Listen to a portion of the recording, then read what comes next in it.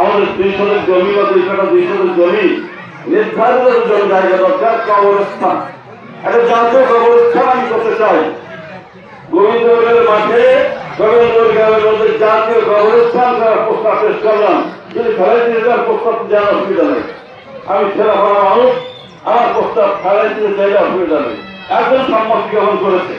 আমি বলেছি ভালো এই মসজিদের পাশে, আদার এই মসজিদের পাশে, আদার এই মাদ্রাসার পাশে, স্কুলের পাশে, আদার এই মাদ্রাসার পাশে, অথবা এই মসজিদের পাশে, এই প্রতিষ্ঠানের পাশে একটা জাতীয় কবরস্থানের প্রস্তাব পেশ করলাম।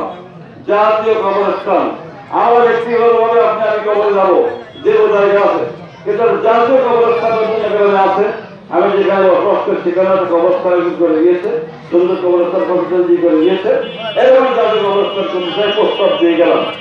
এর মধ্যে আর একটা কথা আছে, যদি কোনো জায়গায় জমি না পান তাহলে আমি একটা জমি পেয়েছি, সেটা হলো আমার এই মসজিদের পশ্চিম পাশে আমার আজকাল আগুন সরকার